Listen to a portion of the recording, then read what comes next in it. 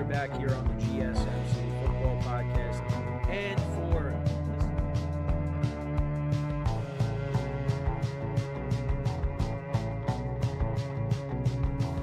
all right, and we are back here on the GSMC Football Podcast. And for the final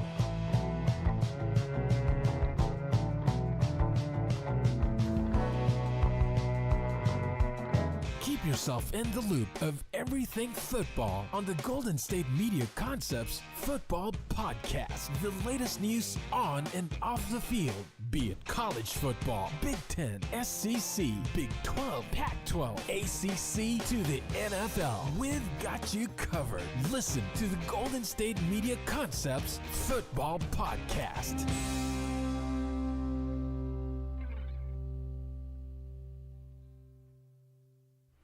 And welcome everybody to another edition of the GSMC Football Podcast, brought to you by the GSMC Sports Network. As always, I'm your host, Kenneth Gruenfelder, and it's great to have you guys here on this Thursday, January 25th. We have a lot to talk about on the show today, but before I get into that, as always, as we start off here, to tip or donate, get your comments recognized, make sure to go to the following link, that is streamelements.com/GSMCSportsNetwork./tip.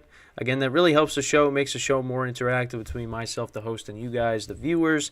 Again, that is streamelements.com/GSMCSportsNetwork./tip. And as always, it is displayed on the ticker on the bottom of the show segment down below. So, with that, let's get into what we will discuss today. So we'll start off the show by talking about major news from last night. Jim Harbaugh will be accepting the LA Chargers job, so he will be their next head coach. So we'll get into that to start off the show. Then in the second part of the show, I'll talk about some moves regarding some other coaches, defensive coordinators more specifically.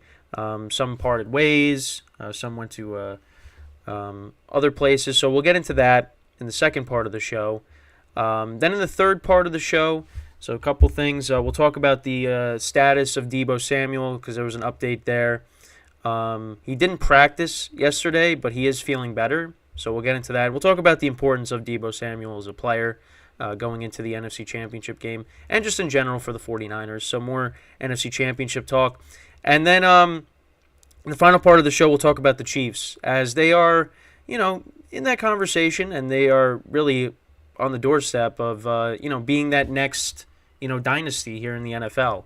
And we'll discuss that. I know a lot of people, hearing that are thrilled because, everywhere I look on social media, I mean, it's the amount of Lamar Jackson edits that I've seen on TikTok, where it's just like, it's going to be, him saving America from a Taylor Swift Super Bowl. It's unbelievable.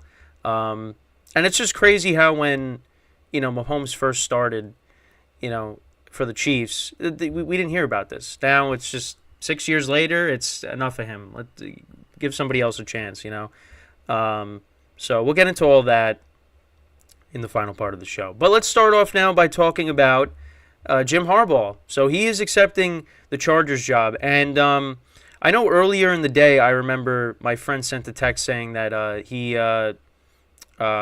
declined a second interview with the Falcons. So I was like, okay, looks like a decision is coming for Harbaugh. And then sure enough, I checked Instagram, and I think it was Bleacher Report. I saw they posted it, that he is indeed going to be going to the Chargers. He's going to be their next head coach. And I like the hire a lot. I like it a lot. And it's crazy because the last time, he coached in the NFL, I was a freshman in high school. Now, I'm pretty much a year and a half, 2 years removed from college, which is unbelievable. It's been a long time. But you know what? This, I think, was the best place for him to go because of what they have, on the roster. This is a team that underperformed in 2023, after making the playoffs last year. And, of course, they had that horrendous, collapse against the Jaguars when they were up 27-0. And then the Jags came back, and they ended up winning. The Jags ended up winning 31-30, and that should have been the end of Brandon Staley. But we had to endure another, first half of the season with him, and then the Chargers finally got rid of him after the 63-21 loss to the Raiders. where they just like gave up on him. But now they're bringing in a coach that, he knows that he's played in some pretty big games in the NFL. And he built the 49ers back up into one of the best teams in the NFL. And obviously the last year he coached for the 49ers, that, that's kind of what led to him departing, but which we'll get into. But his first season, it was 2011. You had Alex Smith as the quarterback, and it didn't look like Alex Smith was going to be anything. And then, Jim Harbaugh stepped in, and the 49ers, went to the NFC Championship game, where they did lose to the New York Giants. But, they did that. Then a year later, they get to the Super Bowl, but now with Colin Kaepernick as the quarterback, because Alex Smith got hurt that season. And then the following season, they made it to the NFC Championship game again, and that's when they lost. That was one of the best playoff games I've ever watched. The Seahawks 49ers game, where Richard Sherman picked it off in the end zone, and then you had the Michael Crabtree interview at the end with Aaron Andrews of Fox, which actually that was the 10-year anniversary just passed, which is like unbelievable how long ago that was. But so he built the 49ers back up. Now, because I wanted to look into what the reason was for him leaving, because it's been a while. And it was basically just a power struggle with the general manager at the time for the 49ers. That's why they parted ways, and he ended up going to Michigan. But yeah, I mean, the 49ers, they weren't a good team, and then he came in and he took it over, and they were a very good team, for that that 3-year period. And then also the other thing too is I forgot to mention. Let's not forget, the year, I think it was the year before he took over, where that infamous interview by Mike Singletary when he was the head coach of the Niners, and he was talking about Vernon Davis and his effort, and he was saying I cannot work with him, and all that, and then a year later, Vernon Davis catches that basically the game-winning touchdown against the Saints in the divisional round a year later, and he was like so emotional on the sidelines. That was something else I wanted to mention too, because that was a good moment for him. That was a really good 49ers team. I mean, Vernon Davis, Crabtree. They got Anquan Bolden. Well, I think they got Anquan Bolden in 2013. Who else did they have? They had Frank Gore, of course. I mean, that defense was really good too. I mean, you had Patrick Willis and Navarro Bowman, Justin Smith, Aldon Smith. I mean, that was a really good 49ers team as well. But he did listen. They didn't win a Super Bowl, but, he built the 49ers up. But then it was just like that final year where things kind of fell off. The 49ers kind of underperformed, and then eventually that led to him leaving to go to Michigan. And listen, it wasn't good in the beginning at Michigan, as I was listening to First Take, and they were talking about it. But listen, he built Michigan back up. And, they ended up winning the national championship. Now, of course, there was a lot of drama this year with the whole scandal and things like that. But, listen, Michigan won the national championship, and now he wants to win a Super Bowl. And going to the Chargers now, that's a good spot for him. Now, it's going to be different, and it's been a long time since he's coached in the NFL. So there could be a little bit of growing pains, to kind of get back to, get used to, being a coach in the NFL. You can't. It's not like he's going to step in and there's going to be, a Super Bowl right off the bat. I don't think that's going to happen in his first season. But even though it's like too soon to tell, but I expect this team with Harbaugh to make the playoffs because they have a good roster. Now the other thing too is their cap situation. There's a lot of players that could, maybe be gone.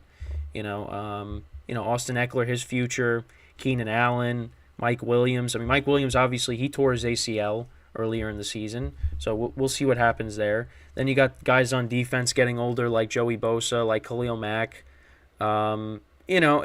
There's some work that needs to be done here in the offseason, but they got the quarterback. You got Justin Herbert. And I think now with Harbaugh, this team's going to be good. This team should be good. And if it's not, then that's, the Chargers are going to continue to charger, as, people say, or Chargers are chargering. But I think this should pan out. I'm just, but you also got to think about, how it ended in San Francisco. Because it wasn't pretty that last season, But I think he's inherited a good roster. And, you just got to continue to improve it. Particularly, the defensive side of the ball needs work because the Chargers defense was not good in 2023. If you can get, most of your weapons back and you get a healthy Justin Herbert, this team is going to put up points, but you need a defense that can support that. And Harbaugh coached a very good defense in San Francisco, and the defense that he just won the national championship with in Michigan. So now he's going to be tasked with fixing that defense, and taking Justin Herbert to that next level. Because the other thing too, we talk about Mahomes all the time, and Josh Allen, and Joe Burrow, and obviously now Lamar Jackson with the season he's had. Justin Herbert, listen, talent-wise, he's one of the best quarterbacks in the NFL. But, all these guys have won playoff games. And, Mahomes and Burrow, they played in the Super Bowl. Justin Herbert's got to, now get over that hump, win a playoff game, and then get put into that conversation as well. Because, when he's on, he's one of the best quarterbacks in the NFL. He is, But right now, of the quarterbacks I just named, he's the only one really that hasn't won a playoff game yet. So, we'll see. But this is a step in the right direction. I like this hire a lot, and we'll see what happens. But it's he's stepping into now you got a tough division, with the Chiefs. But listen, the Chargers, they've beaten the Chiefs before. It's been a little bit, but with Herbert they have done that. So I think the Chargers are going to give the Chiefs a tough time. And of course you still got Sean Payton in Denver. We'll see what they do next year at the quarterback spot. Antonio Pierce, of course, is coming back as the Raiders head coach. We talked about that early in the week, being named the full-time coach now. So this division is loaded when it comes to the head coaches. Well, in terms of recognition. I mean, Antonio Pierce is, going into his first full season as a head coach. But, you've seen Sean Payton, who won a Super Bowl, Andy Reid, the Super Bowls he's won now with the Chiefs. Harbaugh, obviously, coming off of a national championship with Michigan and making a Super Bowl. And, the Super Bowl he lost was to his brother, John Harbaugh. And they came very close to winning that. That was one of the better Super Bowls of the 2010s. When the lights went out, and then, the Niners almost came back. I think is the Super Bowl next year, I think, is in New Orleans. And that was where that Super Bowl took place. So maybe the NFL scriptwriters say, hey, Harbaugh's first season, maybe he goes back to the scene of the crime and he wins the Super Bowl for the Chargers in 2024 in New Orleans with the Super Bowl that he lost to his brother. We'll see. They do play each other next year. I mean, obviously the schedule hasn't come out yet, but at least who's playing who next year. The Chargers and the Ravens will play each other. So, that's something to look forward to. But, let me know what you guys think about this hire. Like I said, this is a smart move by the Chargers, but, now we got to just see how Harbaugh executes and, how this ends up going. Because, obviously if the Chargers go out and they have a horrific season and, Herbert takes a step back, it's not going to look good. But I think they'll find success there because Harbaugh has won in the NFL. Now, again, he hasn't won a Super Bowl, but listen, he got a team to 3 straight NFC Championship games. So, and that did happen a long time ago. And, he just coming off of a national championship with Michigan as well. So, anything is better than Brandon Staley. And Harbaugh is much better than Brandon Staley, even without ever coaching a game for the Chargers yet. So, again, let me know what you guys think about this hire. So, with that, we're going to take our first break of the show. And then when we come back, we're going to discuss some other coaching change updates, particularly with defensive coordinators, because there were some moves regarding defensive coordinators. We'll get into that. And that'll be the second part of the show. So, stick around. And we'll be right back here on the GSMC Football Podcast.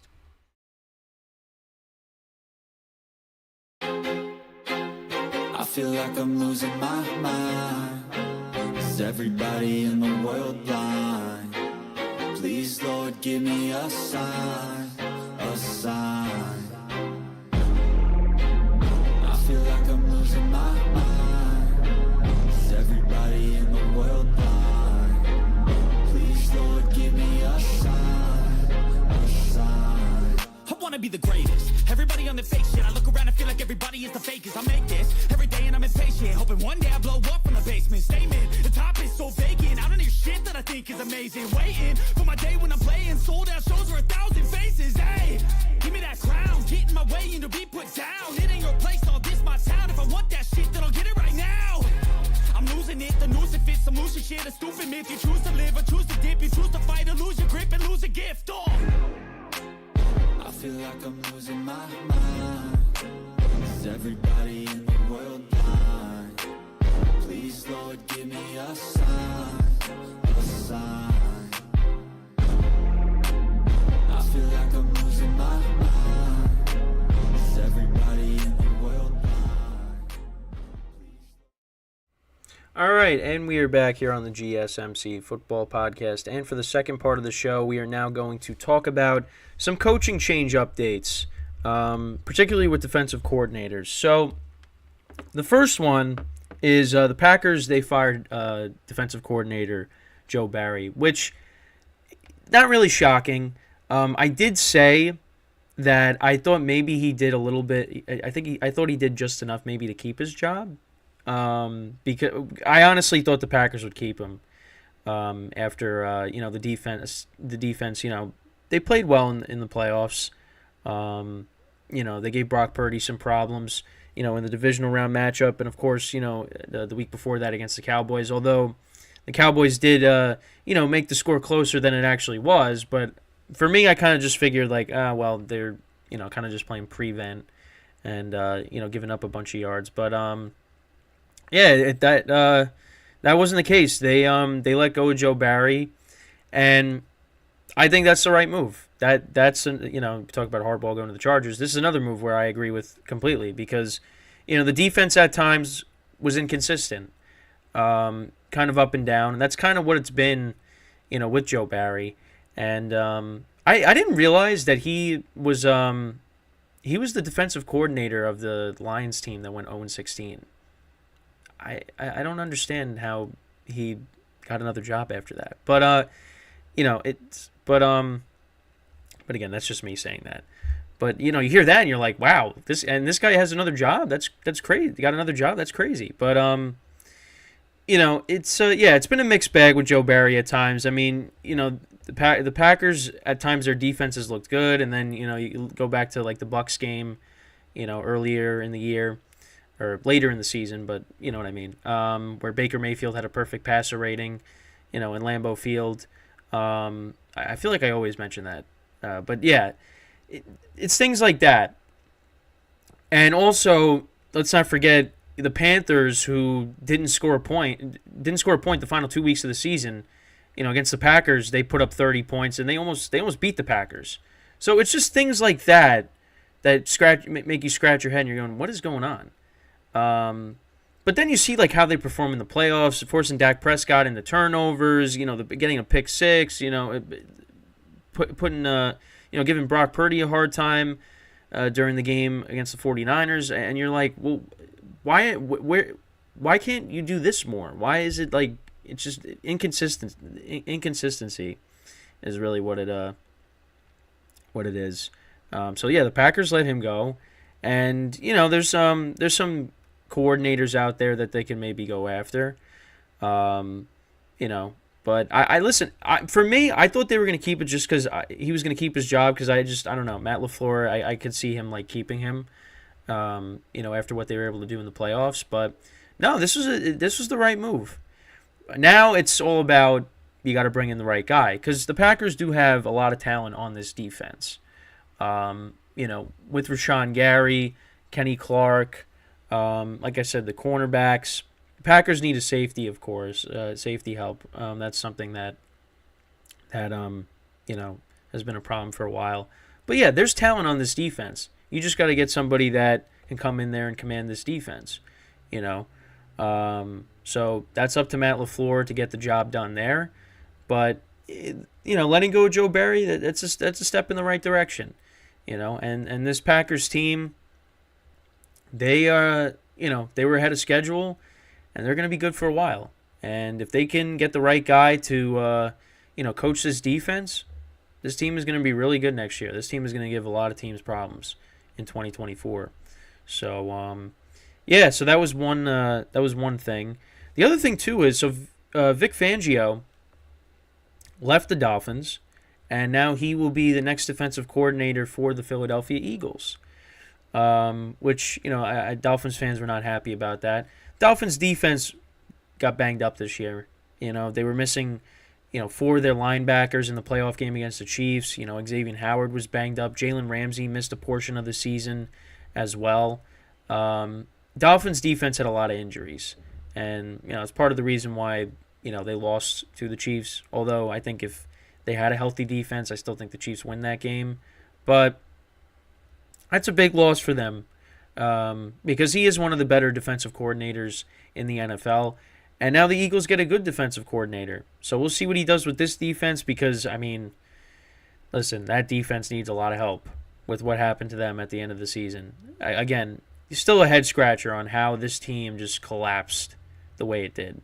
But a lot of people say the 49ers broke them. But that's more on like the offensive side. The defense has kind of been bad all year. They were even before the game against the 49ers. They were getting into shootouts with the Commanders who, look at how they finished the season. The defense wasn't as good as it was last year. I go and then the second game of the regular season against the Vikings, because last year, the Eagles destroyed the Vikings, and then in that game, second week of the regular season, the Vikings, they almost came back.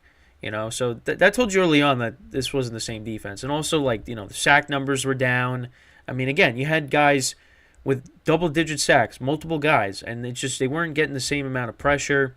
The secondary was horrible. The playoff game against the Buccaneers, some of the worst tackling you're ever going to see. I couldn't believe it. They really just, were they even trying?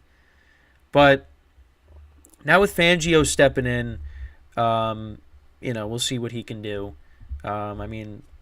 It's only up from here for the Eagles defense, right? It can't get any worse. But, now you got, again, one of the better defensive coordinators in the NFL. So, I think, this defense should be better for next year. And they also got to, they got to improve the secondary. Because, again, the secondary wasn't the same. James Bradbury had a rough year. And Darius Slay's getting older, of course. So we'll see what Fangio could do for that side of the ball for the Eagles. But it's definitely an upgrade. And I know I saw Nick Sirianni had a press conference, and I don't know, somebody was asking him, what his role is going to be. He's like, I don't know. He said something like, it's not going to be for the defense. It's not going to be for the offense. I'm going to be the head coach. Something along the lines of that, he said. Which people are saying that was like a weird quote. But, yeah, listen, if the Eagles don't do good next year, Sirianni might be the guy, the odd man out. So, but I can't see it. They're so talented. They got so much talent on both sides of the ball. They got to fix this. They got to fix this somehow. They did start 10-1, and again, at times when they were winning, it wasn't great, but they were still winning, but they collapsed at the end of the year. And, if that happens again, Sirianni's not going to be the head coach. So yeah, Fangio, he will be the new defensive coordinator of the Eagles. So I think the Eagles defense should be better because of that. Also, the Bengals, they hired Dan Pitcher to be their offensive coordinator, and obviously that's after Brian Callahan left to go coach the Titans. So he was guaranteed the replacement for Callahan. This is what I'm reading. He was receiving interest from other teams, but what was his what was his role? Oh, spent the last 8 seasons on the Bengals staff, earning a promotion to quarterbacks coach in 2020. Okay, so that's what I figured. Quarterbacks coach. Because it's usually what happens. But yeah, so he'll be their next offensive coordinator. And also the other thing I saw, so Adam Schefter said that, the coaching search for the Falcons is still wide open, even with Belichick interviewing multiple times. So, and he said, he's not necessarily the favorite to get that job. I'm interested in to see now, where does Belichick now end up? I mean, we'll see. Because the Falcons, listen, they have a loaded roster, but they don't have a quarterback. I don't know. I don't know. Or maybe he goes to... I think I saw something where his face was photoshopped on Fangio. So maybe he goes to the Dolphins and is their defensive coordinator. That would be crazy. Just stick it to the Patriots. You become the defensive coordinator of a team in your division. Or maybe the Bills say, hey, get rid of Sean McDermott. We'll bring in Belichick. But I think... Oh, this was something which I don't think would happen. So... maybe he's waiting on to see if Andy Reid might retire, because there's some rumors out there that he could retire after this year, and maybe Belichick steps in and becomes the head coach of the Chiefs. I don't know. That would be insane if that happened, but I don't know if I see that. But I mean, I don't know. There's just the Panthers. Oh, you don't want to go to the. I can't see him going to the Panthers. I mean. The season they had, I don't think that'd be a good fit for him. I don't know. It's going to be interesting. But the Falcons, they have a roster. They just need a quarterback. So, we'll have to see. But yeah, it's not guaranteed that he's going to get the. He's not the favorite to be the Falcons head coach. But I feel like that's. Where he could possibly go. I mean, because of the roster they have, but yeah, they just don't have the quarterback at the moment. So, we'll just have to wait. But, these head coaching spots are, closing up fast. So, filling up fast. So, I don't know.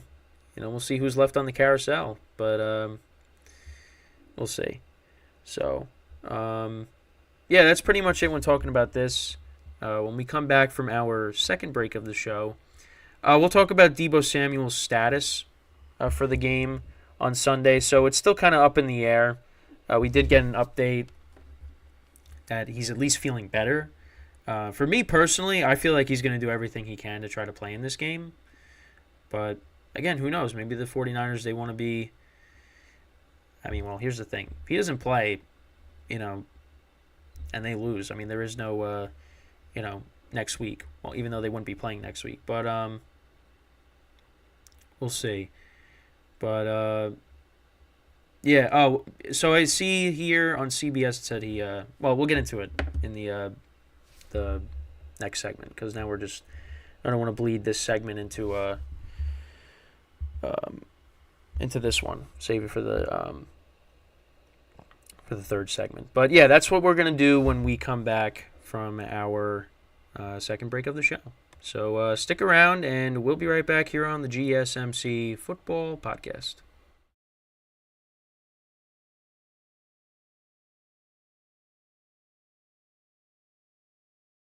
For the best and latest podcasts available anywhere, go to the podcast app on your cell phone and type in GSMC. To access free content-rich podcasts on health and wellness, book reviews, sports, entertainment, relationships, social media, movies, technology, finance, and even weird news. Subscribe and download the GSMC Podcast Network's family of shows, available everywhere podcasts are found.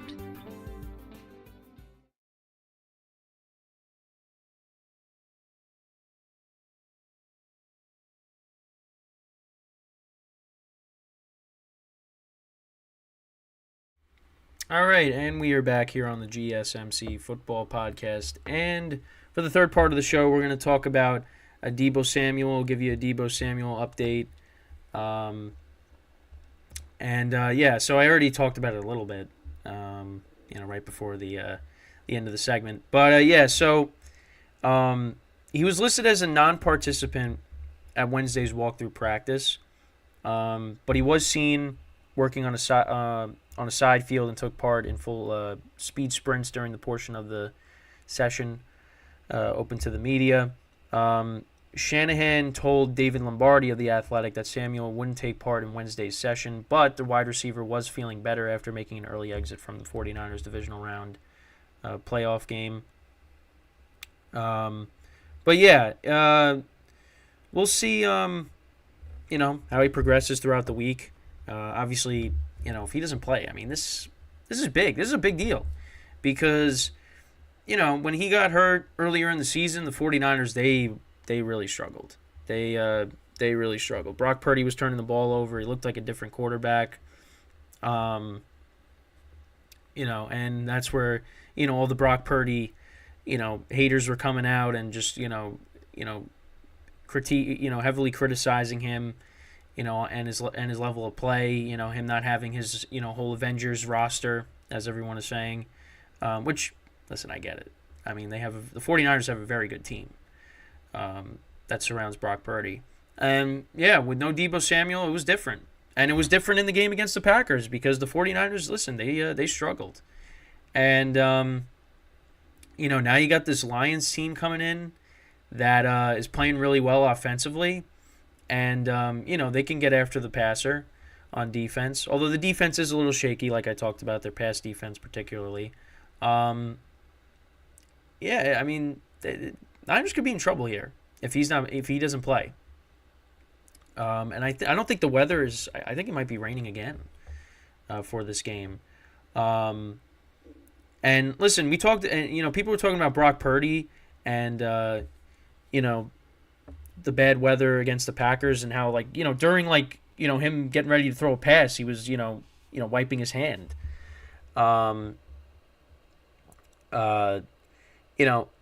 Look at Jared Goff. I mean, Jared Goff struggled in that kind of weather as well. So this could, if the weather's not nice for Sunday, that could be an issue for both quarterbacks. Because, again, we've seen what Jared Goff does in inclement weather. That's why, hey, they got a good running game, so you might have to rely on that. If the weather's not nice, we could be seeing a lot of Christian McCaffrey, Jahmyr Gibbs, and David Montgomery. So, but Deebo Samuel is very important, to this team. I mean, I don't have the specific stats in front of me, but you could see the difference. There's a difference, numbers wise and just, from simply watching the games when he's not playing. I mean, again, like I said, the 49ers, they went on a 3-game losing streak, when he got hurt, him and Trent Williams getting hurt. So, and again, Brock Purdy did not look good against the Packers. Again, had his moments, of course, the touchdown to George Kittle. I mean, listen, when the game was on the line and the 49ers had to score, they went down the field and, they got the touchdown that they needed to take the lead. And then the defense did its job getting the turnover off of Jordan Love. But, for the majority of that game, Brock Purdy did not look good. And, the Lions are coming in to this game, and we can say, oh, yeah, it's great the Lions made it this far. If they lose, it's not, but the Lions, they don't care. They want to win this game. They want to get to the Super Bowl. And if they sense there's blood in the water, they're going to go to it. And that could be a problem for the Niners. So they got to hope that, I mean, I also said maybe it's from the rust of not playing for a couple of weeks because, they didn't play their starters pretty much in the Week 18 finale against the Rams. And then, of course, they were the only team that had the bye. So you could also look at that as to why they struggled. But, I mean, for me, I think it's a little bit of both, I would say. A little bit of rust and just, I mean, they got to figure it out. But the importance of Deebo Samuel is huge because, I mean, look at what the 49ers have done with him since, he came into the league in 2019. I mean, all of a sudden, his third season they're putting him lining him up at running back, and he's running the football. He got that big first down in the divisional game against the Packers a couple years ago that set up the Robbie Gould game winning field goal, which still hurts for me to this day. Of course, being an Aaron Rodgers fan and having to watch him lose to the 49ers every single year. Well, not every year, but you know what I mean. But yeah, I mean, and having those big runs against the Cowboys the week before that, that was nice to see.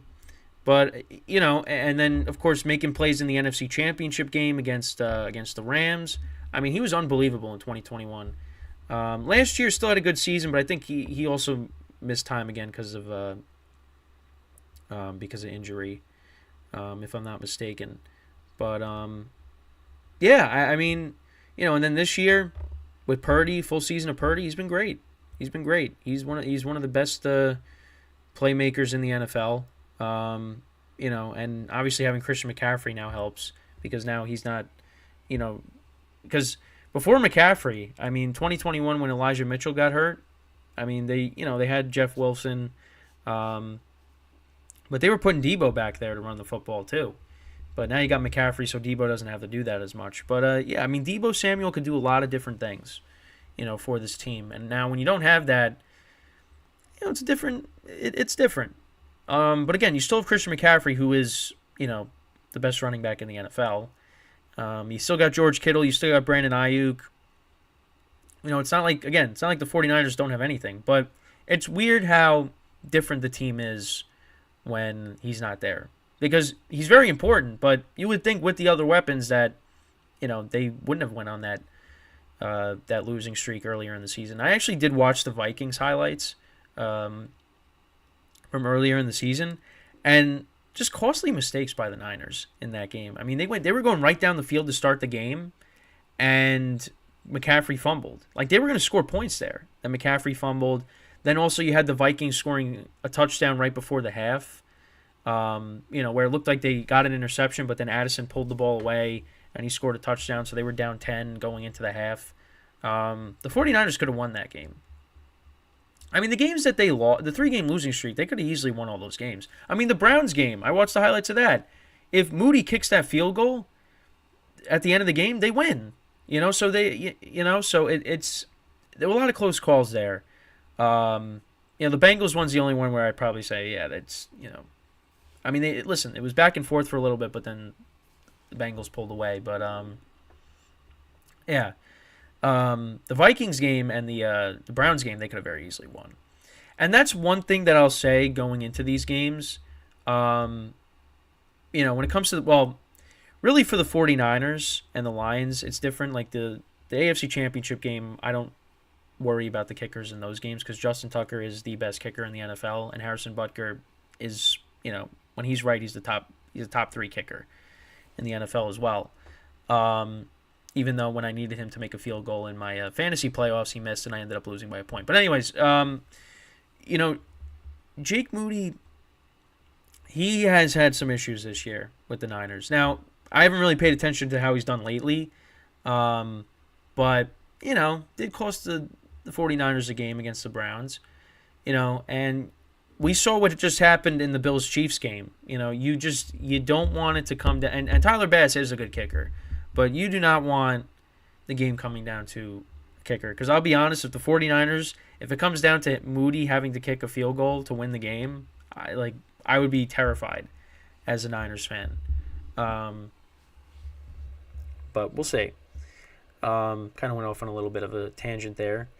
But, I mean, for me, if Deebo Samuel is playing in this game, I'd be confident with the Niners. But, if he doesn't play, and how the Niners played against the Packers, yeah, I'm a little worried. I mean, I'm worried regardless, but, because the Lions are not going to be a pushover in this game. They are, they're coming in. I think there's some house money because, I mean, nobody really, I should say nobody, but, I don't think a lot of people had them in the NFC Championship game because of, how everything was kind of set up. I mean, for me, because I thought they would be, I actually had them losing in the first round. But, no, they've been playing well in these playoffs. Jared Goff has been playing great. The running game, it's all coming together, and they're coming in hot against the Niners. So this could be a problem. And like I said, Deebo Samuel not playing in this game, that would be a huge blow, because I think if the Niners fall behind to the Lions now, it's going to be tough to come back from that. It is, because you look at the Lions offense. I mean, I think it's still better than the Packers. I mean, even the Packers were coming in hot, and they really brought it. But the Niners, they were never really that far behind. Like, if the Niners fall behind by multiple scores to the Lions, I don't think they're coming back. It's going to be tough, because listen, as great as Brock Purdy has been, has he let a comeback down multiple scores? I don't think he has, because the Niners, for the most part, are always leading. The Packers game wasn't a multiple score game. They were always down by, they were always down by like a touchdown, when they were trailing in that game. So, yeah, it's gonna be interesting. Something to keep an eye on, of course. We'll see if we get any updates for tomorrow, because obviously that's where I'm really gonna dive into the games. And you kind of already know where I'm leaning with these games based off of the bracket that I did to start the playoffs. But hey, maybe I changed my mind. Maybe I go the other way. So you want to make sure to tune in and see if I end up switching. But it's probably not going to happen. But still, make sure to tune in tomorrow. Yeah, again, this is something that we got to continue to monitor between now and tomorrow, because this is a big injury. This is a huge injury, and if this is the reason that, if the 49ers lose this game, yeah, that's going to be a big problem, because that then again, you're going to get a lot of criticism for Brock Purdy if they lose. So yeah, and the Niners for making him the starting quarterback, which but he did good this year. But it's they'll be like, well, he had all these guys around him. But here's the thing, like, we say that, but how could you, like, what do you want them to surround Brock Purdy with? Nothing. They were able to get Christian McCaffrey for cheap. They drafted Deebo Samuel. They drafted Brandon Ayuk. They drafted George Kittle. Okay, he's got good weapons. We get that. But don't you want to surround your quarterback with good weapons? I get it, because then, like, if he didn't have that, then you could really see, like, all right, what are you made of? But look, for me, I know what Brock Purdy is. Again, I said it yesterday. He's not one of these, top-tier quarterbacks. But you know what? I think he's still solid. He makes good plays. And listen, when the game was on the line, he led the 49ers down the field to win the game and set up that Christian McCaffrey touchdown. So, I don't know. Listen, for me, I'm kind of tired of the negativity with a lot of these players. But again, that's Brock Purdy, and like I said, we'll keep an eye on the Deebo Samuel stuff. Obviously tomorrow we'll preview the game. But speaking of negativity, we're going to talk about something that just a lot of people just cannot stand right now at this current moment, and we're going to just talk about the Kansas City Chiefs, and we're just going to talk about them kind of being that next dynasty team in the NFL, because they're right there, but I wouldn't say they're right there just yet. They need to do one more thing, which, again, it might not happen this year, but they're right there. So we'll get into that when we come back from our final break of the show. So, with that being said, stick around, and we'll be right back here on the GSMC Football Podcast.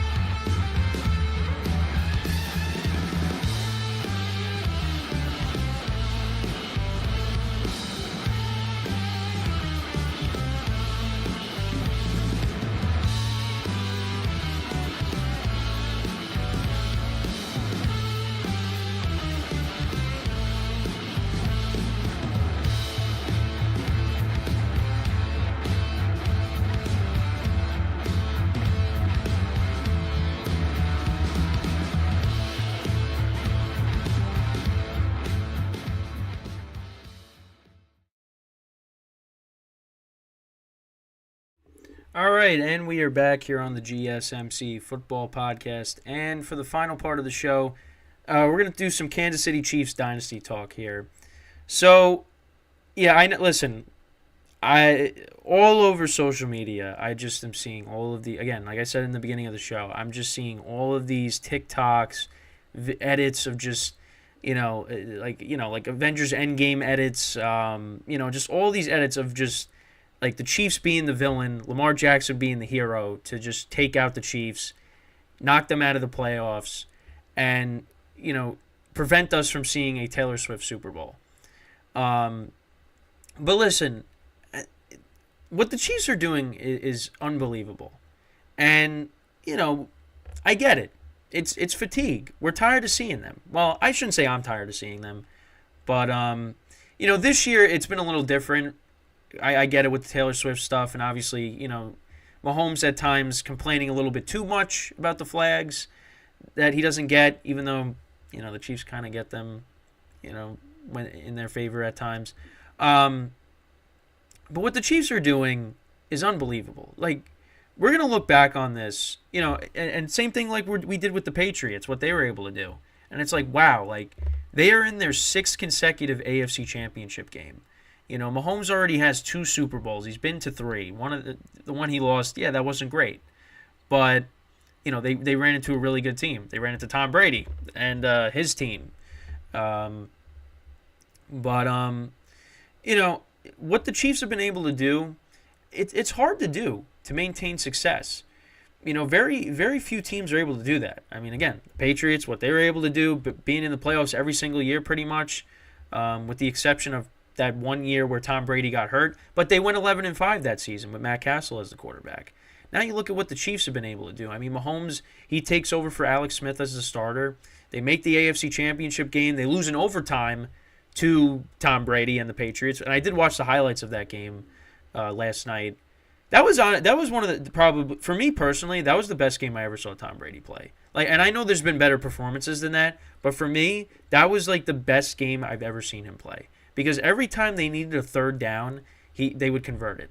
It's just, that was an unbelievable game. And actually, the Chiefs got shut out in the first half in that game too, which is crazy to think about because their offense was unbelievable that year with him as the starter.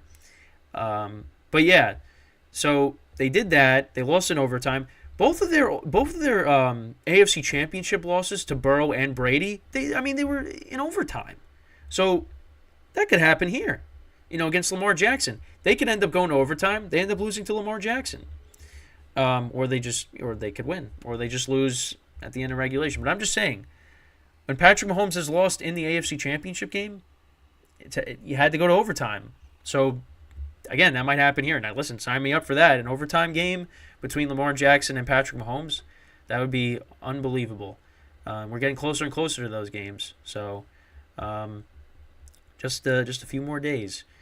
But yeah, I mean, 2 overtime losses in the championship games to Brady and Burrow, and then other than that, comeback victory against the Titans. Mahomes' first ring, and then of course you had them defeating the Bills in 2020, and they were trailing in that game, but then they took over and they won by a couple of scores, and then of course the game-winning field goal by Harrison Butker last year to defeat the Bengals. But yeah, now they got a chance to get back to that Super Bowl. Now, they are right there to become this next dynasty. But for me, I'm not going to say they're quite there yet. I feel like they need to solidify that, they need to win one more Super Bowl. Because I feel like with 2 rings, that's, you got to win 3. I feel like 3, that's where you kind of solidify yourself as a dynasty. I mean, you go back and you look at, the Yankees winning 4 championships in 5 years. They got to the World Series in 2001 and lost. That's a dynasty. You look at the Patriots. I mean, they made it in 2014. They won it in 14, 16, and 18, and they were the last team to repeat as champions. That was in the early 2000s. So if the Chiefs are able to, it sounded like I said the Chiefs. If the Chiefs are able to somehow, get back to the Super Bowl after having this down season, you would call it, especially, for the offense. The defense has been really good this year. But, now they've kind of, turned it on here in the playoffs. If the Chiefs win the Super Bowl this year, I mean, that solidifies them as a dynasty. I think for me, that's what'll get them into, being a dynasty. Right now, they're kind of like right at the front door. They're on the doorstep. They're on the front door, the doorsteps, whatever you want to call it, of being a dynasty. But right now, I would say I wouldn't call them a dynasty just yet. Even though, I mean, listen, they made it to 6. They've been in 6. They're now in 6 consecutive AFC Championship games. Unbelievable. But now you got to 2 rings, which is impressive. You've been to 3 Super Bowls. You just got to get that one more. If you get one more, and especially like you end up being back-to-back champs, you're a dynasty. Right now you're right there, but I wouldn't say you're a dynasty just yet. It's close though. Again, it's really close. It is so close. You're right at the goal line, but it's going to be tough. It's going to be a tough path because you got to get past Lamar Jackson and the Ravens, who have been the best team in the AFC all year. And, like I said, this is a big game for Lamar Jackson and his legacy. And for me, like, I get it with all the Taylor Swift stuff, but I'm fine with whoever wins. I'm fine with whoever wins. I think, like, if Lamar wins, that's huge for him, and I watched when Deion Sanders interviewed him at the draft, and he said, I'm basically said, I guarantee that I won a Super Bowl for the Ravens, he said. So, I'd be happy for Lamar, because, and I've criticized Lamar too, because I said, listen, when he, was playing the Chiefs the first, couple of times before he finally beat them, I was like, yeah, he falls behind, like in the playoffs against the Chargers and the Titans. He wasn't able to come back from that. He couldn't beat Patrick Mahomes. Then he was finally able to do that, although I think the Chiefs kind of helped him out a little bit. But still, he was able to come back from multiple scores and beat the Chiefs when he finally did that a couple years ago. And now he's got a better team. For me, the Ravens cannot afford to have a slow start in this game. They got to come out and they just got to bring it right away because, in the playoffs against the Chiefs, it's tough. If you fall behind, it's going to be tough. Now, it has been done before because Joe Burrow did it in Arrowhead. I mean, I don't know how they did it. I mean, they were down, 21-3, and the Bengals came back. I mean, that was I don't know. I still can't wrap my head around that.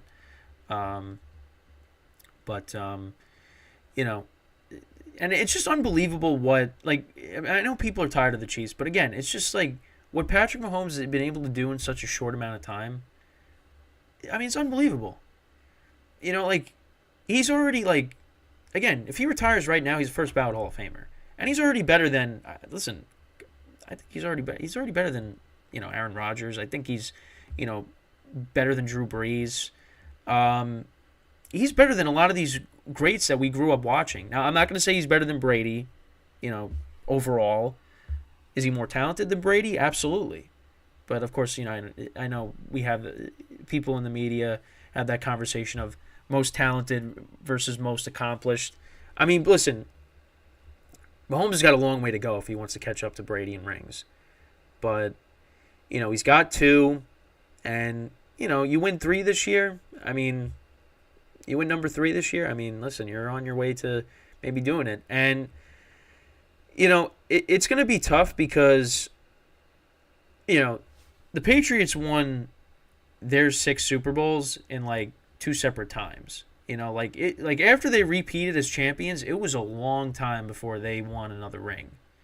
What was it, 2004 they won? And then it was like 10 years, basically, until they won their next ring. And then they won 2 more after that. And obviously you're going to have people leave. I mean, I don't think Andy Reid's going to be around for the entirety of Patrick Mahomes' career. And like I talked about earlier in the show, he could possibly retire after this year, which I don't know how true that is. So we'll see, what happens. But, you're not going to have him. You're definitely not going to have Travis Kelce.